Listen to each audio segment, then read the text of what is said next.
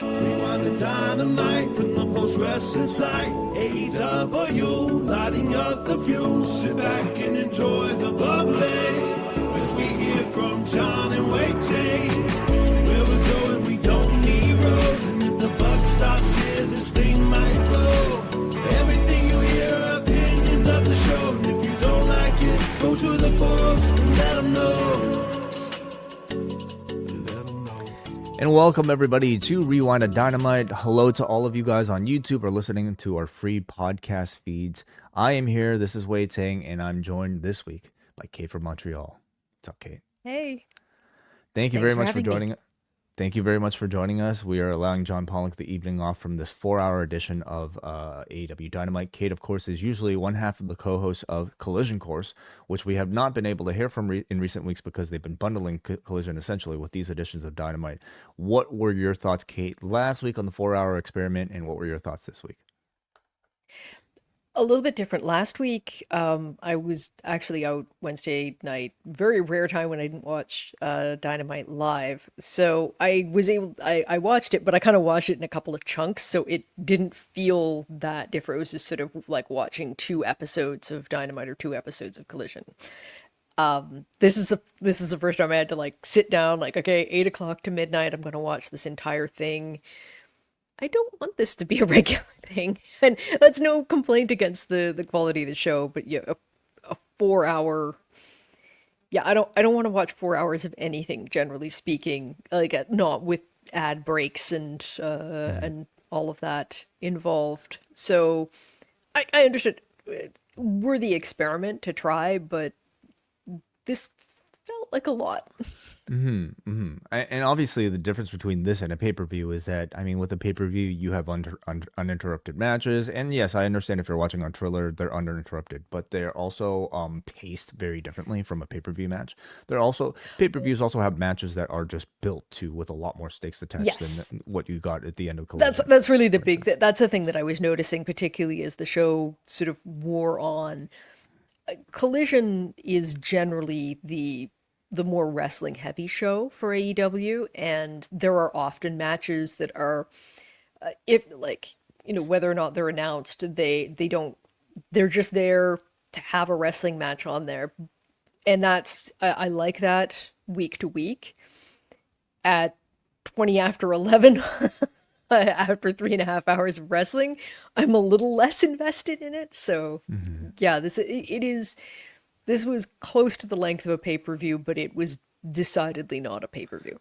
The way they pace these shows, you know, just according to, I guess, their ratings patterns and what they might consider more important than not. I mean, it kind of does have to, you kind of have to front load this show with the most important things. And therefore, what they do end up on Collision is still pretty much a standard Collision show, which is far less important than what you'd get on Dynamite. So just as a viewing one after the other, it certainly has definitely more of a calming down effect rather than a ramping up effect you might want from a traditional pro wrestling show. We will get to everything match by match here, but before we do that, let's promote some things over at postwrestling.com. Of course, John Pollock and Brandon Thurston released their latest edition of Pollock and Thurston today, speaking a whole lot about Ron Killings and Paul Levesque and WWE's reaction to that entire situation. So if you want to hear a bit more talk about that, listen to those two right now on the free feed. We also have, of course, Up Next from last night, featuring Obafemi versus I'm blanking on this buddy's new name. Oh man, all of these names. I had to remember a lot of these names. Jasper Troy, okay, from LFG, and that particular match as well. The debut of Blake Monroe, or at least a name. We shall see if she keeps that one. And of course, we've got the NWA podcast coming out this Sunday with lots for those guys to talk about. That's on the free feed. Over in the Post Wrestling Cafe, John Pollock and myself and Bruce Lord will be talking about the Katsuyori Shibata documentary from 2017 called California Dreamin', documenting the building of the LA Dojo as well as Katsuyori Shibata's what we thought at the time was his retirement and post-retirement career. Speaking of New Japan, Bruce and Karen will be back on Sunday with the New Japan Pro Wrestling Dominion review. That's out exclusively for Café members, as well as excellent editions of all of these shows, ad-free and time-stamped, where Kate and I just spent some time talking a little bit about Blake Monroe, the latest with Kevin Kelly and the Tate Twins, Danhausen, and also Alberto Patron taking on Vikingo for the AAA Mega Championship. So that's out there. Also wanted to give a brief shout out. It is Father's Day this Sunday, and those of you who might be looking for a last minute gift, well, consider a Post Wrestling Cafe subscription, because we do offer those at postwrestling.com/gift at any denomination. So if you want to give 1 month, 2 months, 3 months, 4 months, maybe even a year's worth of access, I think it's a great value. And if you know somebody who listens to these podcasts regularly, wants bonus content, ad-free and time-stamped, consider postwrestling.com/gift. We have a lot of wrestling to get to, so that's enough with the plugs. Let's talk about AEW Summer Blockbuster, a 4-hour show here, and we start things off. Well, first of all, it is from the Moda Center in Portland, where, the Theater of the Clouds at the Moda Center in Portland, Oregon, where, according to WrestleTix, 3,354 tickets out as of 7 p.m. this evening. We start things off with Hangman Page walking out. He's met by Christopher Daniels, and Daniels tells Page, "To face the Death Riders, you're going to need backup. I have friends who will help you, but there are a lot of people backstage that don't like you, so you should consider rectifying that."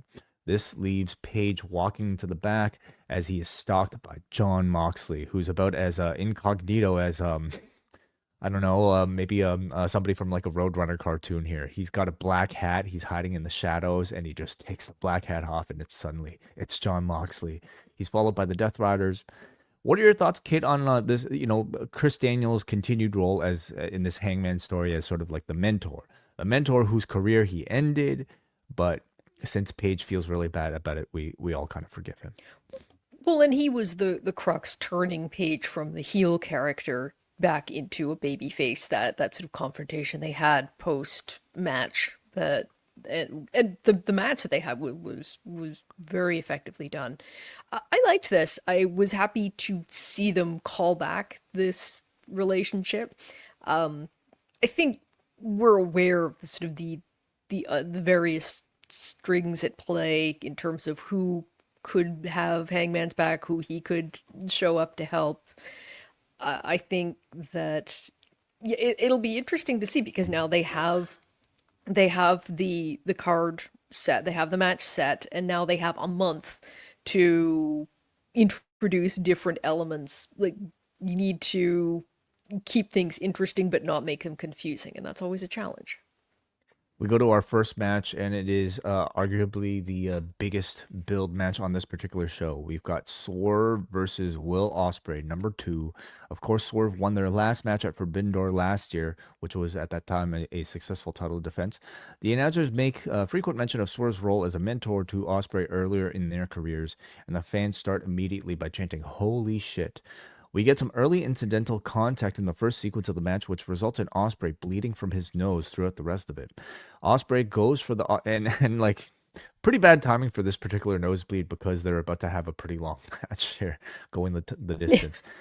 Ospreay goes for I was a little worried when I saw this. I'm like, oh my God, like it just like thinking, if there is something wrong with him and they have to curtail this match, I guarantee they are completely unprepared to like sub it. Like, they're going to be calling people off the street to do matches. Yeah. Well, newsflash, like it did not affect the rest of the match at all. But man, we can only wonder, maybe if it prevented him from breathing properly, how that may have impacted the actual performance itself.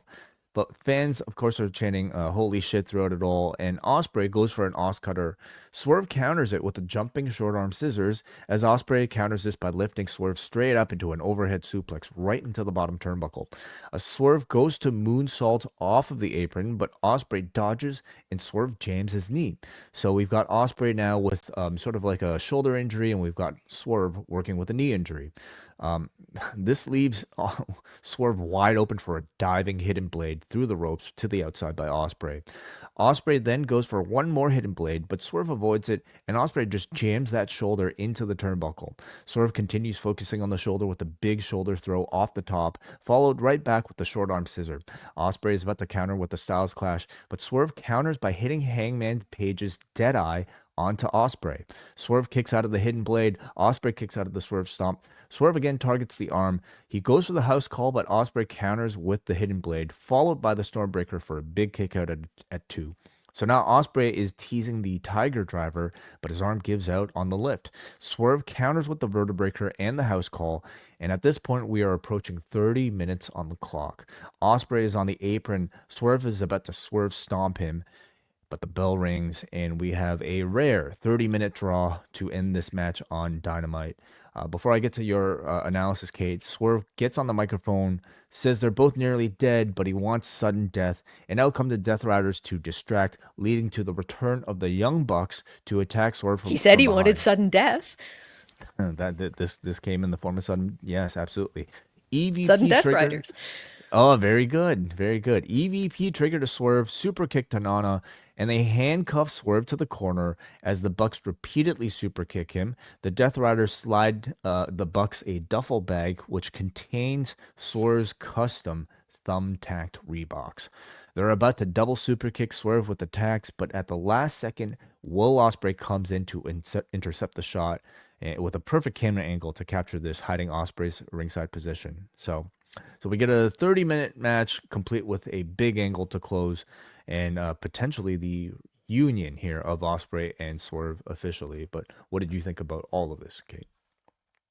I thought the match was incredible. I think the only criticism I would make is that having it first really did nothing else on the card is going to come close to that. And Ospreay, I feel like I say this a lot. He just does not seem to have a lower gear. He shows up and is just going to go like 100% every single time he gets in the ring. I thought they had some nice inventive spots.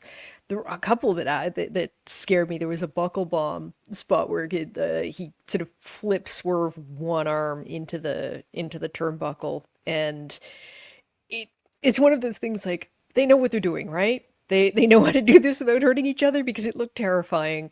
Yeah, I don't know what you can say. Like it's one of these things with these guys. I feel like I've kind of run out of commentary. They neither of them let me down ever. I really think they're both about as perfect of like main eventers that you'd want in a modern sense, you know? Like they're everything you want in a modern pro wrestler. They're both high flyers at their core, and that's just a style that I think is so ubiquitous in everything these days, not just for cruisers. But they've also gained mass later in their careers, so they now look like heavyweights. So they could still Yeah. move and do all the cool things that you want to see professional wrestlers do, but they also have the aura of like your top guys. They're also great promos, and they have Yeah. incredible presence in and out of the ring. They're just so complete, you know? And I think just both present fairly complex characters. Like it can be a little difficult to pin them down. I would say Ospreay has been like a clear babyface in his time there. I kind of feel like we're getting an Ospreay turn in the not too distant future. Just a sense that I have to. I think because you've got this sort of trio of Hangman, Swerve, and Ospreay who are kind of circling around each other right now. I think Ospreay's the only one who hasn't gotten to play a heel so far, so I kind of feel like that might be where we're going. I don't know. I think he's still such a strong baby face, though. There's still so much to do with it that I feel like you still might be a bit a ways away from that. Hmm. Yeah, but you know, we shall see. Nothing's out of the question. I really enjoy the way AEW. So essentially, what this was you needed these two to have a match with a non-result leading to an interference from somebody to attack the both of them so that they could be brought together. Yeah. In most cases, the interference would come during the match, leading to a DQ, and we would just get that result that way. I really like the way AEW and Tony tends to book these. They let them have a 30-minute draw. So even though it's a Hmm. non-result, it still feels like a satisfying result. And we Yeah. did actually see a spectacle that you could tell your friends, I can't believe I saw these two wrestle for Hmm. 30 minutes. That's a feat, right? That's something that Yep. was worth watching and doesn't make your time feel wasted. But we got the interference at the end, we got the attack at the end to still lead to where we were supposed to go to.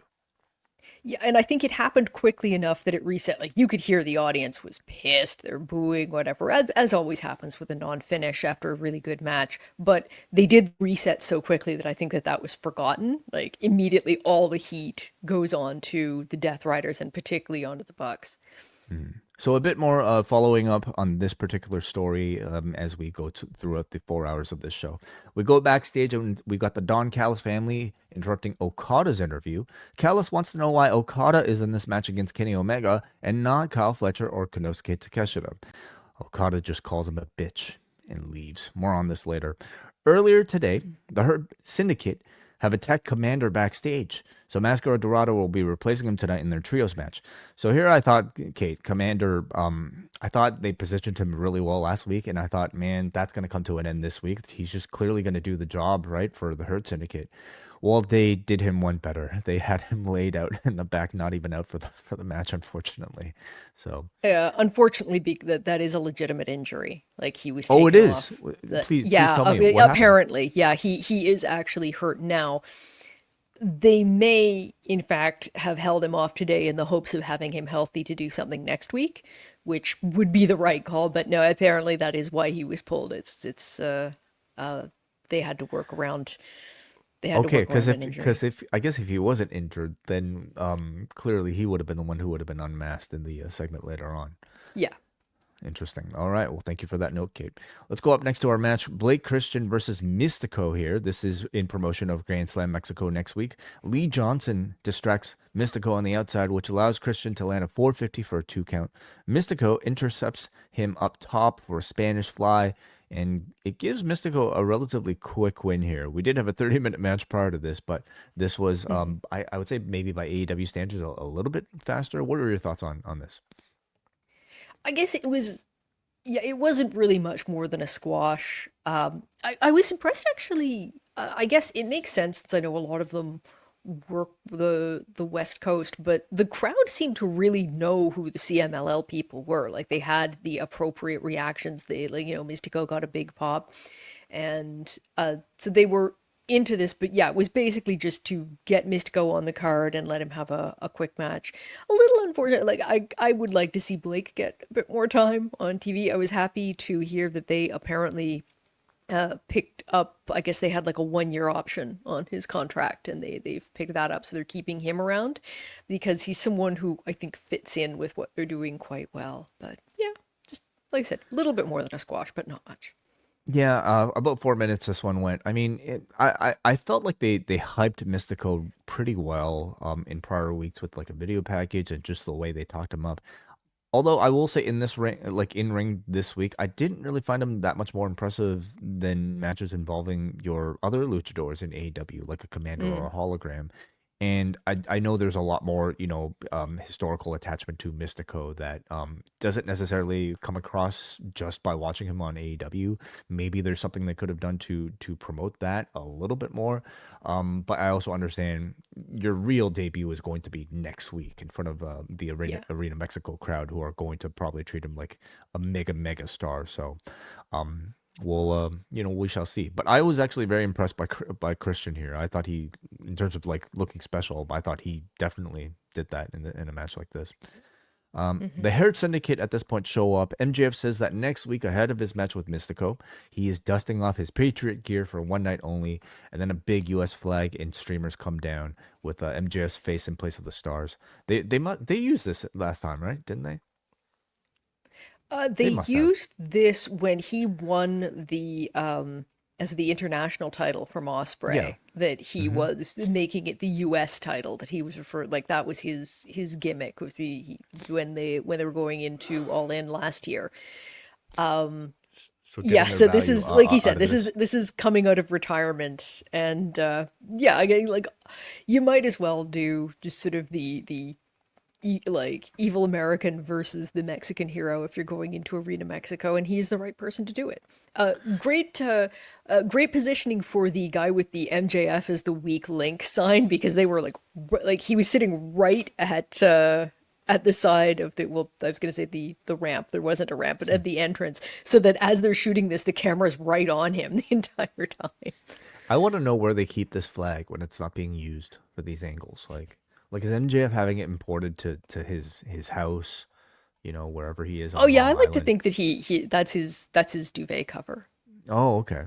I'm imagining just like a giant flagpole and this like waving in his front yard. So Mystical grabs the mic. He says in Spanish, and I'm paraphrasing here, "At Arena Mexico, in my house, I'm going to beat the shit out of you." MJF says he's not Mystico. To him, he's still sloppy Sin Cara.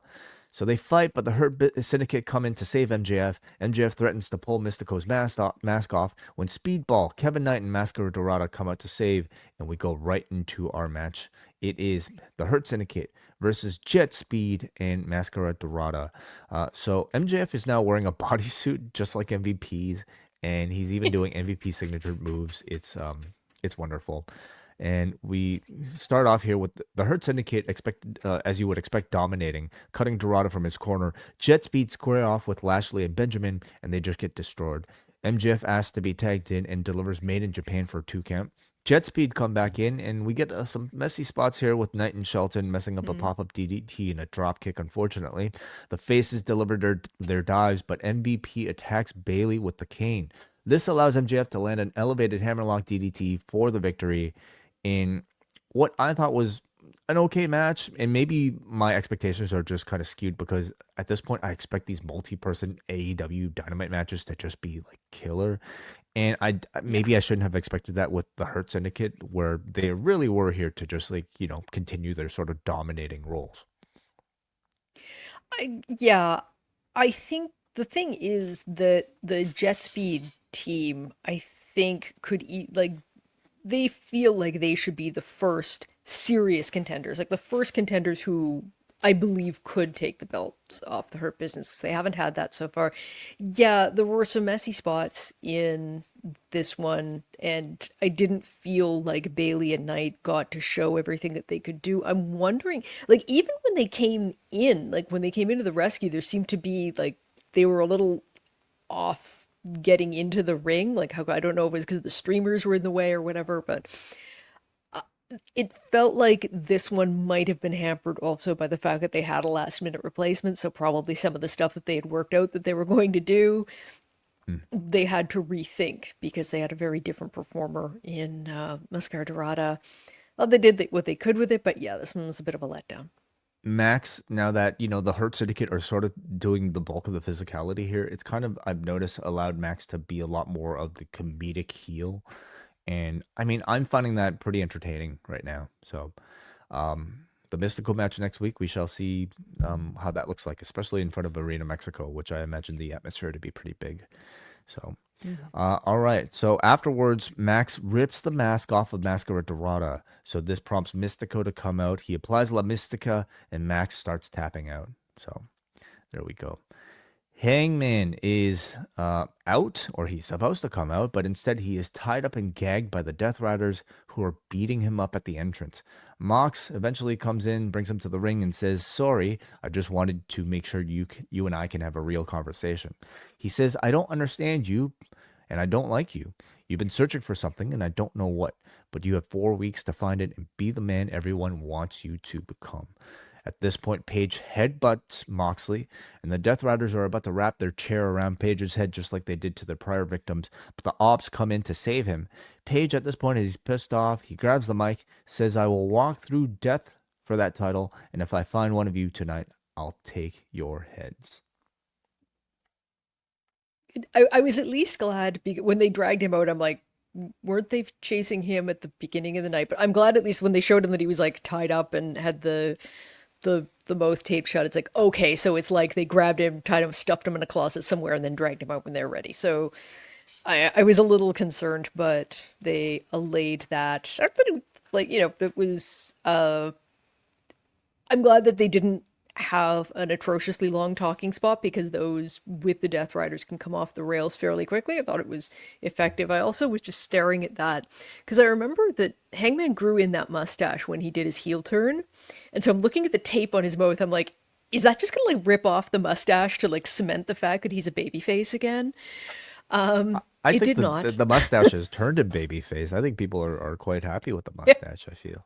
Yeah, so like, but I found myself just thinking about that. But yeah, good, like this, it did not overstay its welcome. And I kind of like the idea that Daniel's like, so that he has this guy that he got them to he got the ops to go out and make it like stand in there, although of course they already have heat with the Death Riders. But They are he's kind slowly of looking out for. they're slowly ramping up the physicality in this feud. I mean, last week we got our first face to face, I believe, since Paige won the tournament. This week we're actually getting a physical angle. We have four more weeks to really ramp it up. We'll see how they pace things, and I'm more so looking forward to like some great promos between these two. So we'll see. We get our next match here. It is Penelope Ford and Megan Bayne taking on the returning TayJay, Anna Jay, and Ty Mello. Did they say TayJay? Because that doesn't really work as a rhyme anymore. No, they. I always said TayJay. I didn't, like, and they have it in they have it in the music now, but I didn't really catch. Yeah, Okay. TayJay doesn't. Oh, TayJay? No. Ty TayJay. Mello is Yeah. back after a 2-year AEW layoff, and after a commercial break, Mello and Bayne enter into a big forearm battle. Mello follows with several big boots in the corner, and then counters Fate's descent with a calf crusher. Bayne then delivers a double Samoan drop / fallaway slam onto both babyfaces. Ford at this point demands a tag, and the announcers were citing the history that she had with both Anna Jay and Ty Mello. So it seems like Ford wanted to specifically finish the match, but she screws up, and Ty Mello instead escapes and hits her finish, which is a gory special, into a knee lift, giving her the victory. Your thoughts on the match itself and how you thought Mello looked after her long AEW layoff? I think that reintroducing her in a tag match is a good way of taking some of the pressure off. And I know even then she said she was very nervous. I can see, like, she's still obviously doing like the she has basically the same move set that she had before. I can see some adjustments that that she's made that probably work in her favor. This whole match to me just seems to be designed to further the rumors that we're getting women's tag belts sooner rather than later, because you have two who are very much presented as teams, like the TayJay, TayJay getting their own proper like dual entrance. Megan and Penelope having like the matching gear, sort of like it does seem to be leading you in that direction. Well, we lost one championship, or we will be losing one championship, so it's definitely time for another. But I definitely think like we need a women's tag titles at this point. I think the women's roster is strong enough for it. It'll hopefully give space for more women to be featured on this particular show, and it's not even a title that is active on Ring of Honor, so I absolutely think there's room for it. But then we have our main event segment, Kate. Okay, it is the video package recapping Kazuchika Okada and Kenny Omega's long rivalry, and so the movie, man, they put a lot into this. Okay, they hired a movie trailer voice guy to do it, and I would say it essentially just kind of told you everything you needed to know about their 4 matches together. Now, if they had more time, I would have liked to see more reactions from others about it, because I think the history of this match, the legacy of it, isn't necessarily just built by like what was in ring, but by sort of the conversation and people talking about it and the influence it had on people outside of just New Japan, that in the wrestling world at large that were watching it. So if they had more time, I would have liked to have seen that. But your thoughts on I just would the like to video see them itself? do that in the coming weeks. Like I think that this is your starting point. This is you already see this discussion among people who haven't been following New Japan or that kind of thing, and are just saying like, okay, well, what's the story here? Like maybe they've heard of it, but what are the nuts and bolts? This was to me an introduction. I think they should do exactly as you're saying, a bit more in the coming weeks to sort of fill that out, like why it was important to other people. Like you can do your build up that way. I think it's funny because a lot of times like AEW's taken some criticism for not featuring footage from New Japan when they have competitors featured there. I think that a lot of that is down to the fact that TV Asahi is brutal with takedown requests when people post these things on social media and on YouTube. This just very much struck me as like Tony going like, okay, just we need this footage. We need to do like no more of this. Like we cannot do this feud without including a whole lot of New Japan footage. So whatever we have to do, we're going to make it happen because this was like as much New Japan footage as they've shown, other than like they've had a few clips here and there, and they've shown clips from US based shows. So I think that those are handled differently, but anything in Japan has been kind of off limits, even when it would have made sense to show it.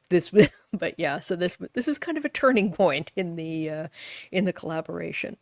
Yeah, I mean, at this point, like, I mean, they are co-promoters with them for a show. Although I don't know if you necessarily even consider Forbidden Door like a full co-promotion anymore, or really just like an AEW show with New Japan talent. But I mean, I'm sure President Ace, has plenty of ability to say otherwise, and ultimately, this is like it's a benefit to New Japan because how do people watch these matches but on New Japan World? Like that really Yeah. should have been the billboard at the end of it if they wanted to I sell think this has subscriptions. been, and this isn't just with AEW, like this has been a question. Like there are media outlets that have stopped covering New Japan because they've been hit with takedown notices for showing just images from New Japan shows. So like this is something that the company needs to address if they want to make themselves more visible to international markets. They just have to. So then we go to the actual contract signing itself. It is Omega, it is Okada, and we get the confirmation that this will be a unification match for the international and continental championships, and we even have a new title reveal. It will now be known as the AEW Unified Championship.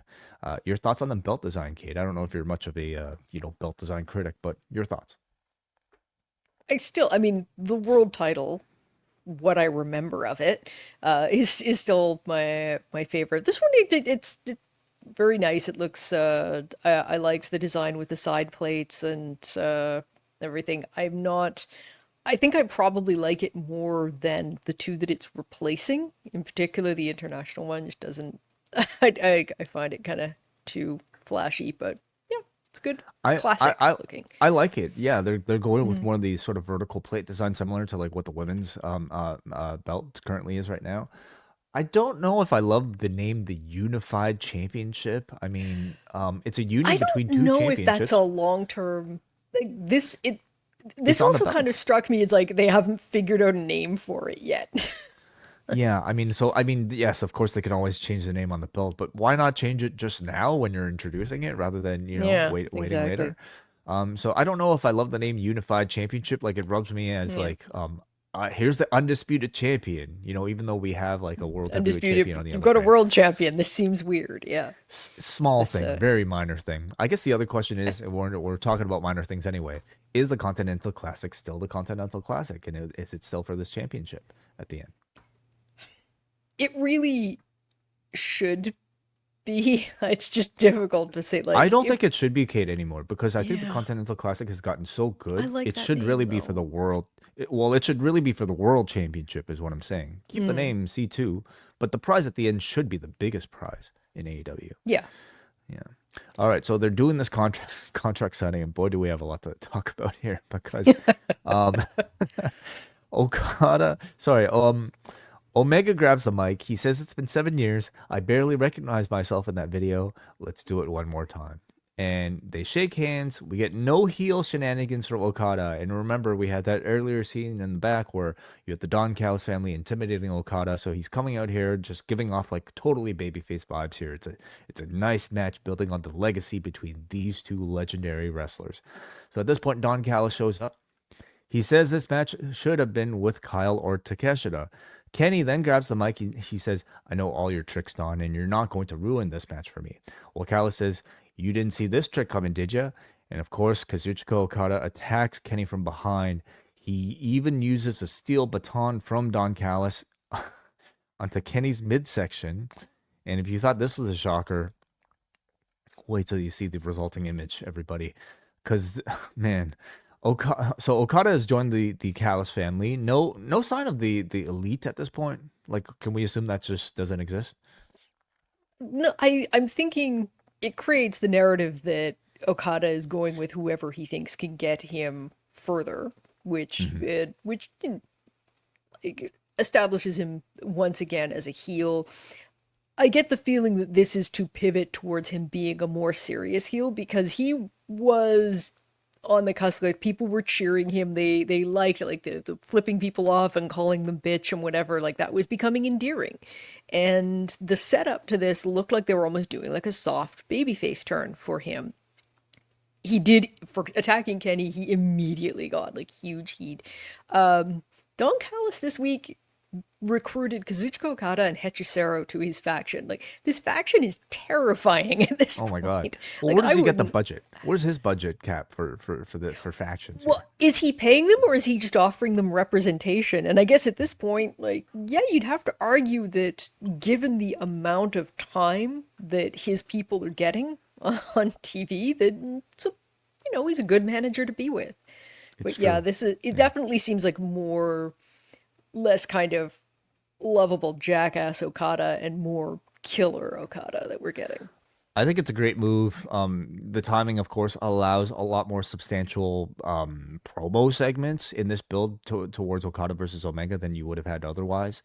And at this point, this is one of your big main events, so you just want to up the presence and you want to up the back and forth talking and angles in the 4 weeks leading up to it. So I think it's a good move for Okada.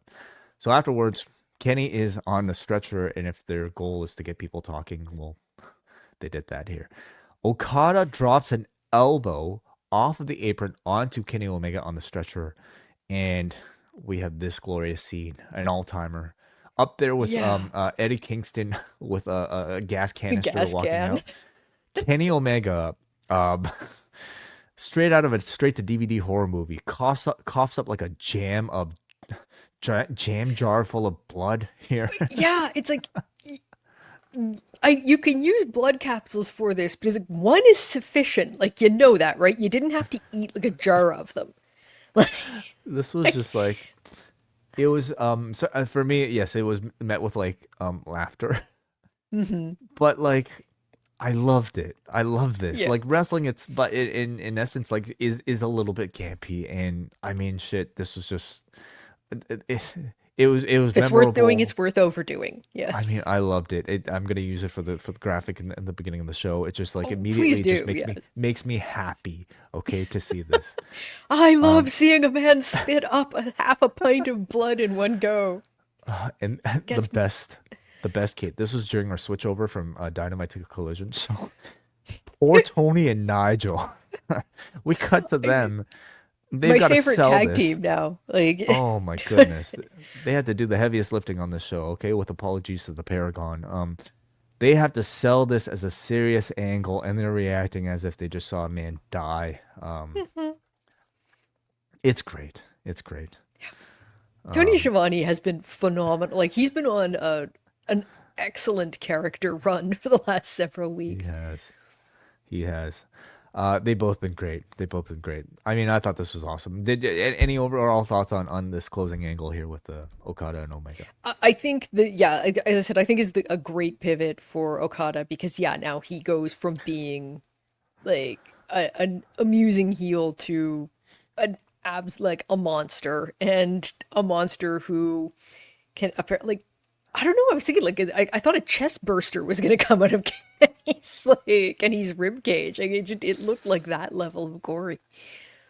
Yeah, I wonder if they will incorporate this into the match. Okay, like think about this. All right, we go to 60-minute match, and in minute 45, just like Omega just like can't control himself, and he's just like, He just spits blood into Okada's face. Like that's amazing.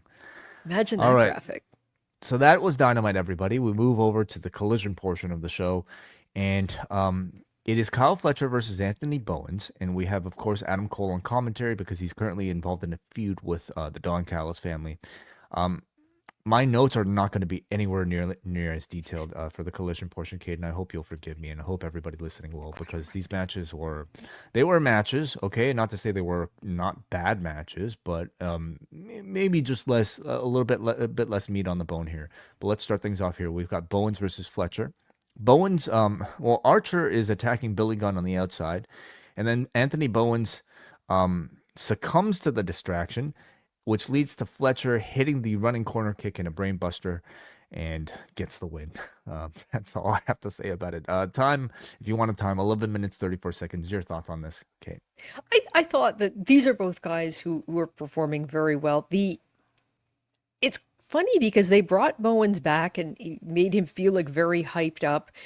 I don't love the fact that they've continued to pair him with Billy Gunn because it seems like just a holdover from his previous character. You've heard Cena and I talking about this on Collision Course, perhaps.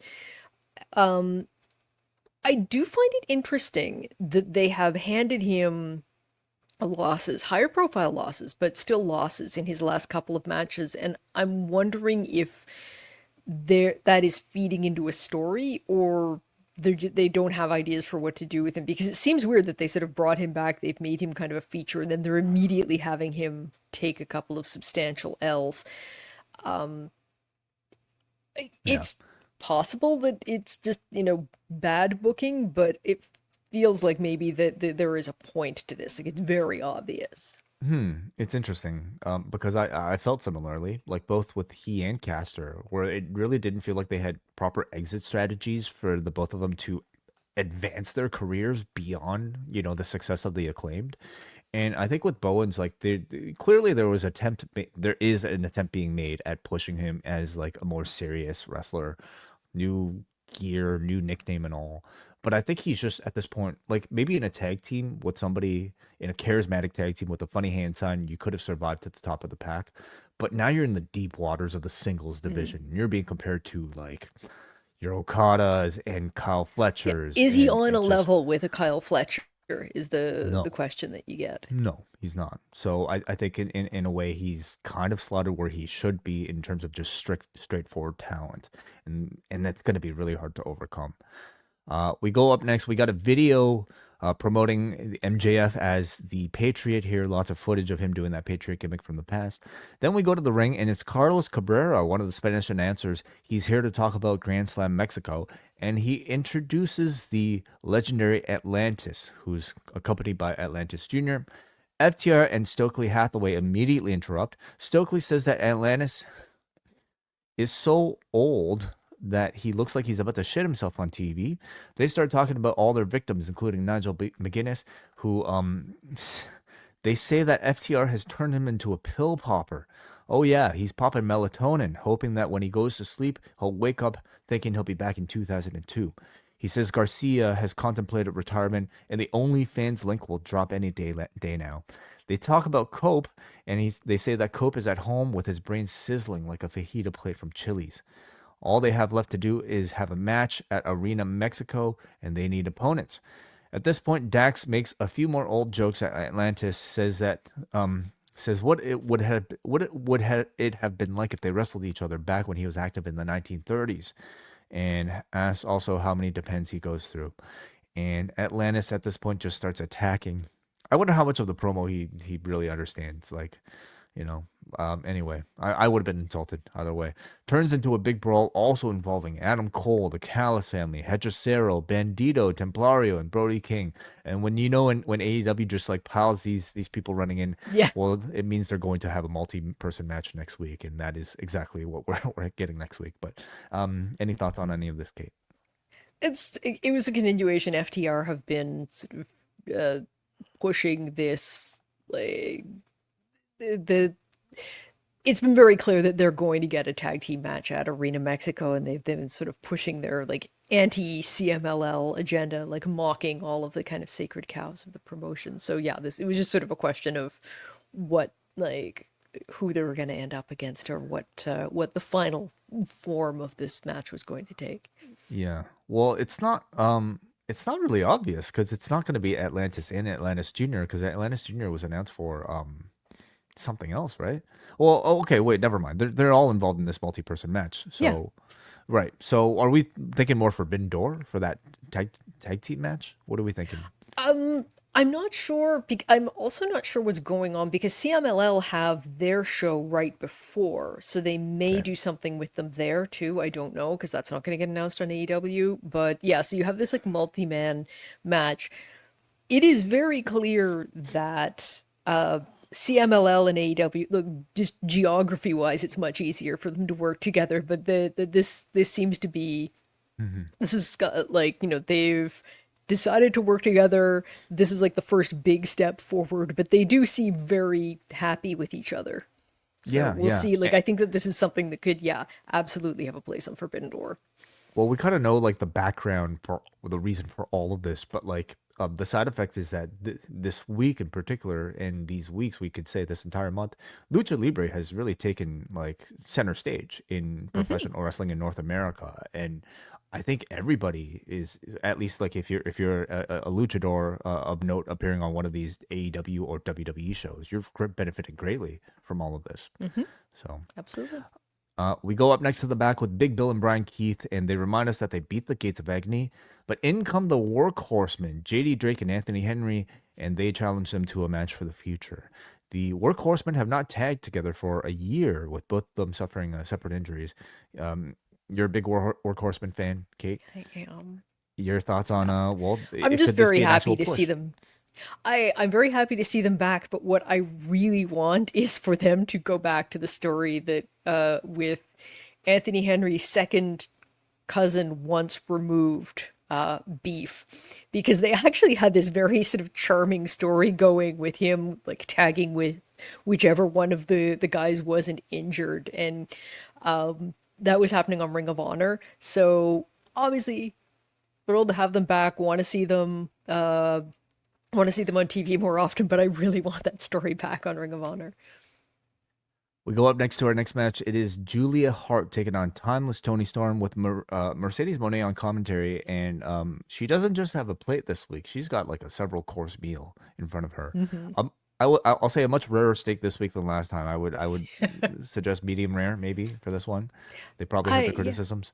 Which she didn't touch again. Like She might have during one of the commercial breaks, but like barely. All right.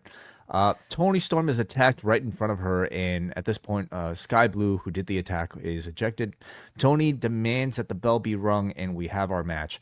Hart goes for the old school rope walk. Storm pulls her down, crouches her on the rope, and then Hart eventually applies an octopus stretch. She goes for a moonsault, but Storm gets out of the way, and Storm locks in her big package for the victory. Do you have any thoughts on the match?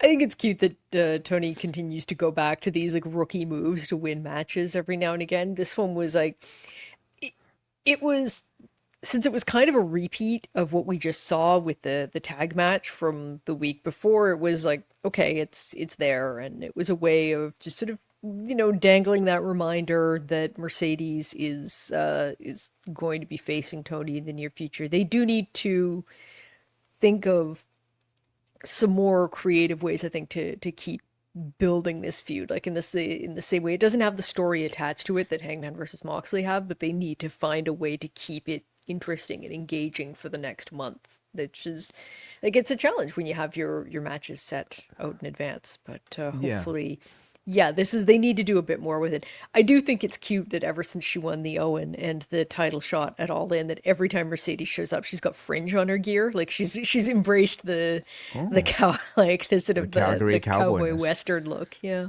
Cool. I did not notice that. Yeah.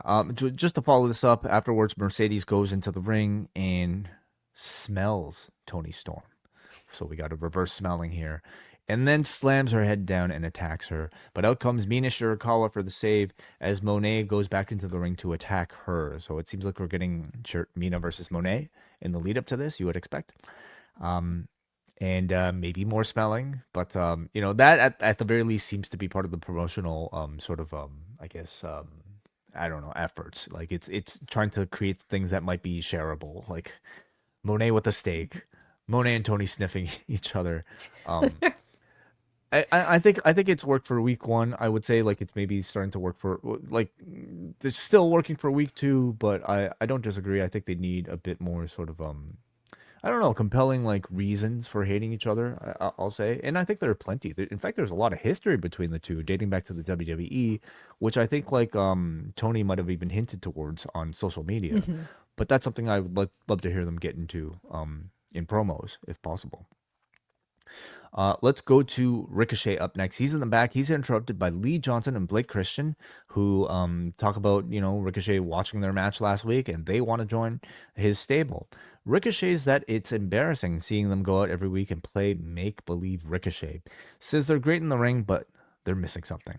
So, was this a flat-out rejection, or do you think this was just trying to get them to prove themselves? I think that the ones who would go really well with him just character-wise would be either these two or crew, and he already sort of dropped that hint about starting a crew.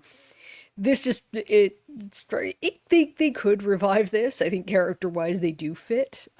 This just struck me as they didn't want to go a week without Ricochet being on TV, which is kind of crazy to think. Yeah, well, he is one of I would say, the most entertaining characters currently in the product. Absolutely. So the search continues for who will be joining Team Ricochet. Then we get a match that I don't know, was this announced beforehand or was it announced late? Don't think so. Anyway, no. A bonus match here. We've got Tomohiro Ishii, Mark Briscoe, and Willow Nightingale, a mini conglomeration reunion here, taking on MXM Collection and Taya Valkyrie. So we get some fun here with the heels, doing some fun comedy. All three baby faces are very popular, of course. We have Ishii and Willow working together, delivering a superplex to Mace. Willow hits the Babe with the powerbomb and scores the win on Taya. So, just a match for people who want to see more wrestling on the 4 hours. Yeah, and I think that this was. I always enjoy seeing MXM on TV. They're always entertaining. Whoever decided to put them in the ring with Ishii, give yourself a raise. That was a great idea. The main thing that I noticed about this match is like AEW just keeps edging ever closer to an intergender match, and at this point it's like they're taunting. Like every time they had, like, this is the third or fourth time where they've had interaction between men and women, and it's just like they're holding back a tiny bit, but you can tell that this is something they want to try, and they're just testing out how they can do it.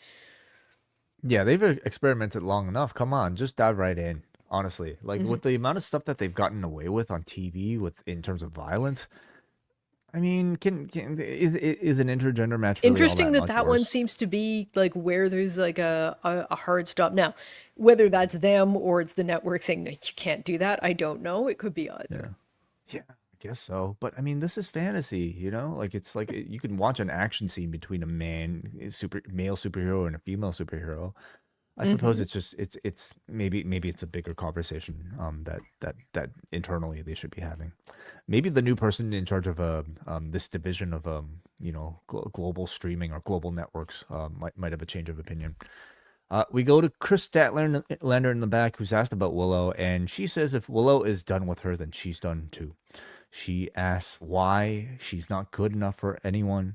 At this point, Wheeler Yuta comes in, her former best friend. He shows up and says he's had to make some tough decisions to get to where he is, and he's happy to give advice to her if she needs it. He says to her, even though she did not ask for advice, he tells her, forget about Willow and forget about what others think about you. Make your own choices. And at this point, Statlander runs into Marina Shafir, and they have a brief stare down. So it seems like we are at least flirting with the idea of a Statlander heel turn, if not maybe a feud with Marina Shafir.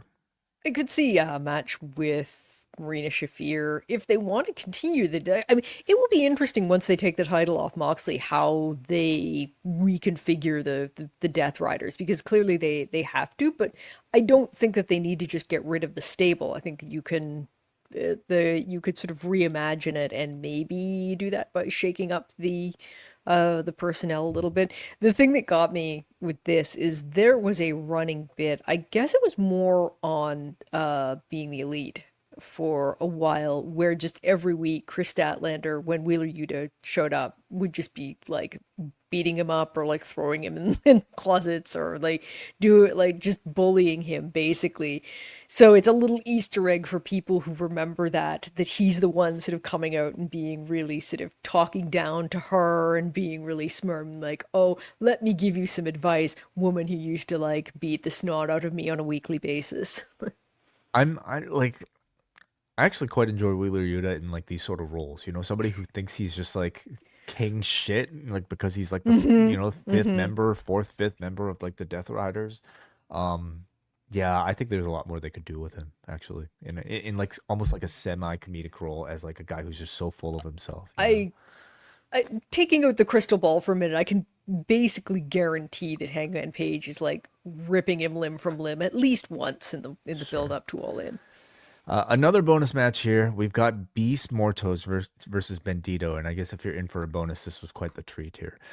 So we've got here. Let me just get the graphic up. There we go.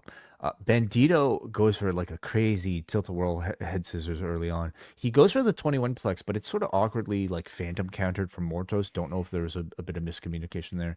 Bandito is, of course, as usual, showing crazy strength, lifting Mortos up for like a GTS with a knee. They go up top. And this is the finish, which Bandito takes a little while to set up, and you can understand why. This is a Beast Mortos that he's You want to hit here. this right. He hits his moonsault fall away slam from the top rope to Beast Mortos. And when he did this, like he was going like straight down. I'm like, man, I was like holding my breath. I thought they were both dead at the end. Oh my God. Very impressive. He lands it on a guy as big as Beast Mortos. Bandito gets the win, and I sense, from what I could see, even a bit of a standing ovation from the crowd here this deep into the show. Yeah, this was remarkable to have as just a match that you can throw on the show, that they emphasize like, oh yeah, this is just, we have some extra time, so we're putting another match on. I do like it when companies do that. It's like, oh hey, we like it emphasizes it makes it feel more real that like, oh hey, we have some spare time, let's just put an extra match on here. So I like that aspect of it, but to have this as just like, oh yeah, we can just throw this on TV, it's a kind of a flex. Yeah, I mean, I like it. I can't help but think, if you gave this the promotion it deserved, would it have come across even better? As it exists, it was a nice bonus, but could it have been a nice main course? But that's just, they only have so much TV time. Could you go back to it? Could you go back to it though, and having shown people what they can expect, could you do a more serious version of it later on? Yeah, we'll see. So Monet is with Renee, and she is met by CMLL Women's Champion Zeuxis, who accepts her challenge. She was never identified by name, though, but we did see the graphic later on. She accepts her challenge and delivers a forearm smash, and this is, of course, a rematch from a year ago on Dynamite, then for the TBS title, so we'll be getting that next week at Grand Slam. Renee is backstage again. Did you have something to say, Kate? I was just wondering, like, I don't... Like, this would be like Mercedes just won another title in Austria. She's now the EWA Women's Champion, as well as being Rev Pro, as well as being TBS Champion. So Rev she Pro has / Southside. Yeah, she has lost one title, not by being pinned, but I don't like. Unless they're introducing, I'd be shocked if she took a pin in a singles match next week. So is she going to be the CMLL champion too? Like, I don't think that's so unlikely. Absolutely not. It would be no, and for sure. Look, she very clearly likes working everywhere that she can. So, but yeah, that's going to be a hell of a belt haul. So what are we talking about here? We got TBS, we got the 2 Rev Pro belts, we've got this this Austrian championship, and then we'll have potentially CMLL, so 5 belts, maybe 6 after All In. So we'll see. All right, Renee is backstage again. Paige here, Hangman is here. He's about to ask about Ospreay's health. At this point, the Bucks greet him, and they apologize for Paige being caught in the crossfire, essentially, and says that they were landing for Swerve. They were aiming for Swerve, so Paige would have had a better chance at winning his match. They say Paige just has to stick the landing and execute their real plan.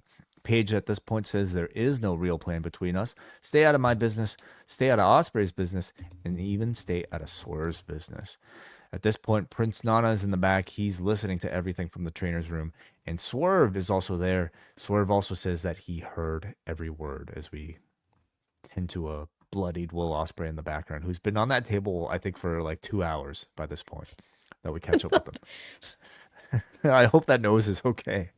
Yeah, like Performing what are they minor doing? Like, are they surgery. resetting? They're performing plastic surgery? Like, what the hell? But yeah, I don't know. Maybe he was just taking a nap. I wouldn't have blamed him. Yeah, maybe.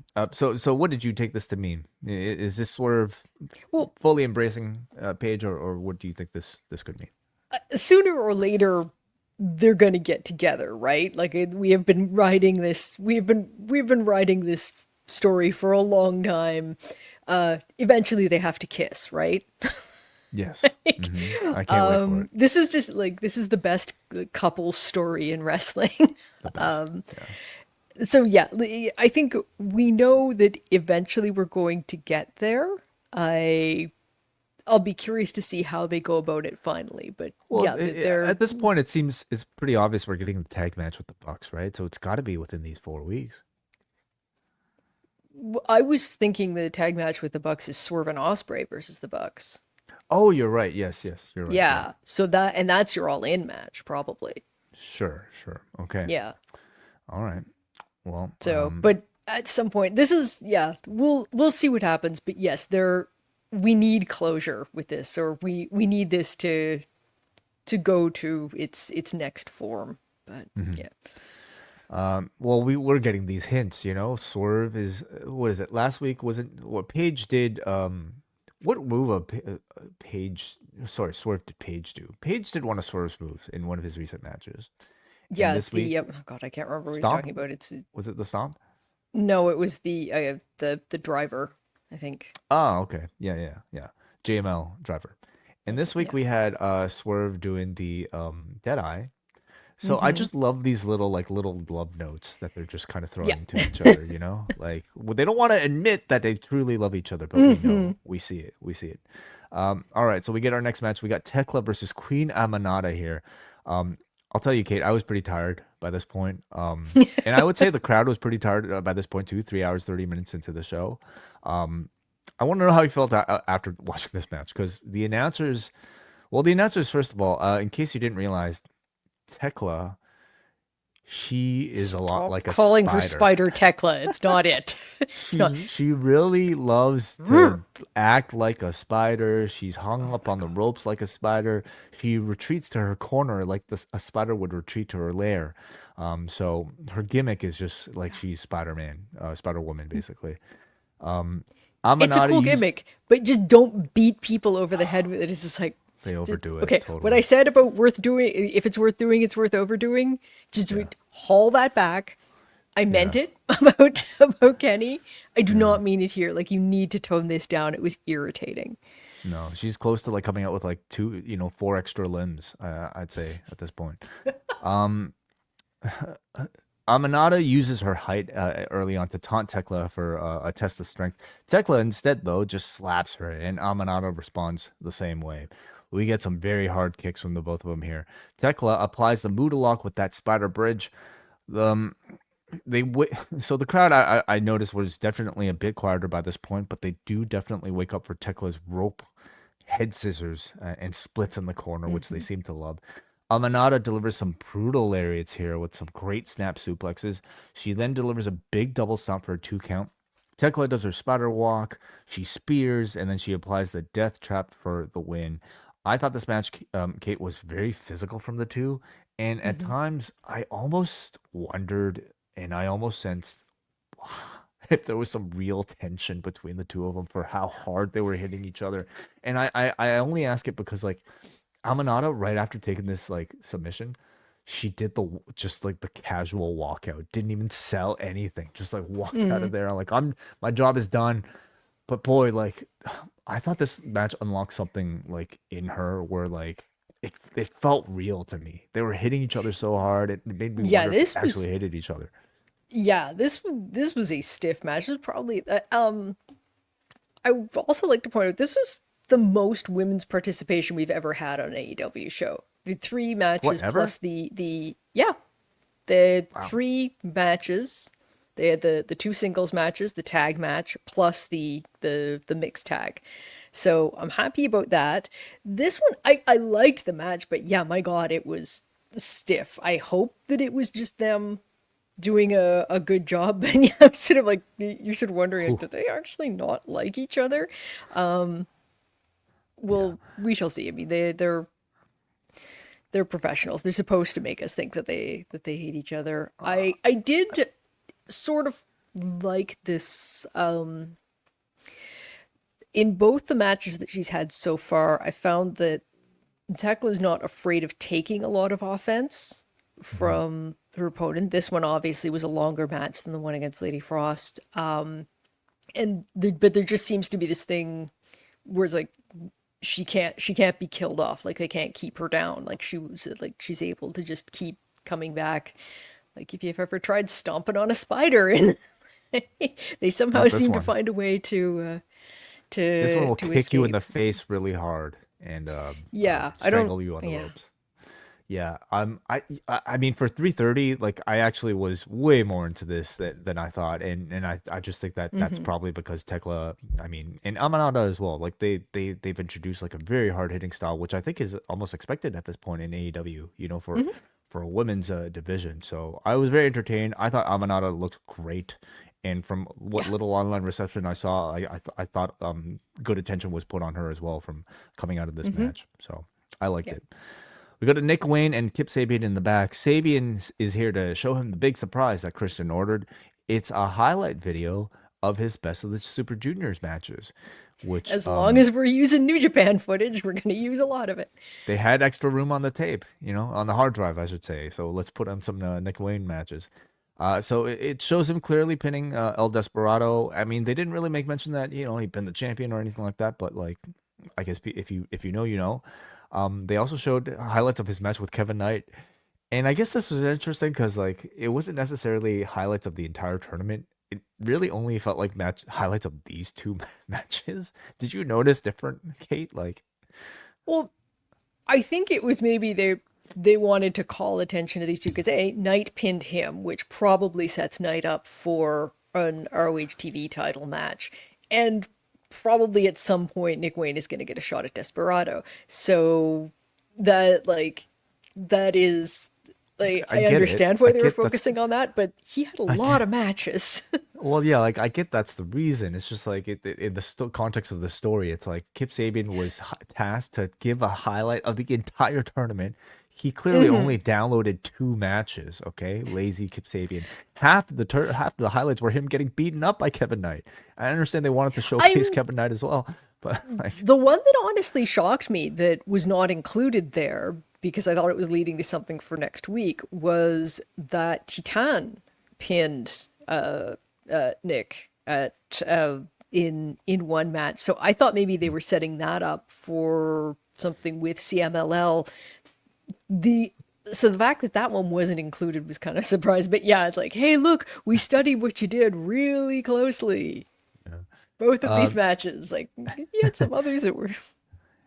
Well, in any case, Nick Wayne is really touched by this. He's very happy. Hmm. And Kip Sabian says Christian is proud of you. He doesn't know Sabian says he doesn't know where Wayne would be without Christian. And yes, there we go. So more on this later in this ongoing relationship. So we get an update. Kenny Omega has been taken to the hospital, and we finally go to our main event. It is we're pretty much like 4 hours in, 3 hours 50 minutes into the show because of course we have to make time for an overrun. And 4 hours in with a tired crowd, who do you call but Paragon? and the Don Callis family. All right, time to call. They are. You just put them anywhere, I suppose, at this point, and Mm-hmm. you're bound to get some reaction. So we've got Paragon and Daniel Garcia taking on the Don Callis family and Hechicero. Lance Archer comes in. He cleans house for the entire Callis family. I really like Hechicero with the Callis family. I think he offers something very unique Mm-hmm. to the team. And in these multi-man Yeah. matches, like he's a treat, to see come in there. So eventually everybody comes in, hits their big moves. Paragon and Garcia all hit their submissions. Archer, at this point, though, locks a choke onto Kyle against the ropes, leaving Roddy alone with Alexander and Takeshita. And Josh Alexander hits a German suplex onto Roddy for the victory here. So Mhm.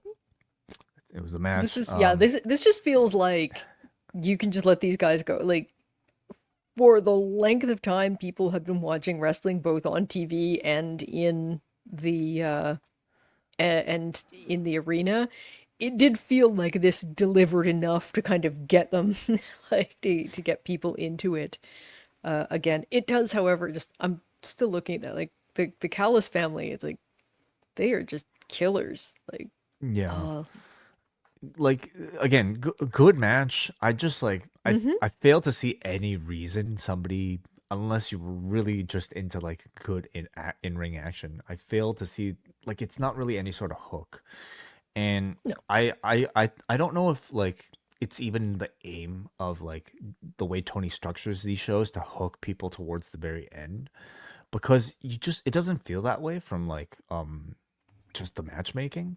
Like, so what is the aim? Is it just to send the crowd home happy? Like, what do you think is the aim in the way he I structures these think in shows? this case it was to yeah to give the crowd something, and there clearly is a kind of a story brewing between Paragon and the Callis family, uh, leading I think to Fletcher versus Cole, which is the direction that we're sort of pointed in.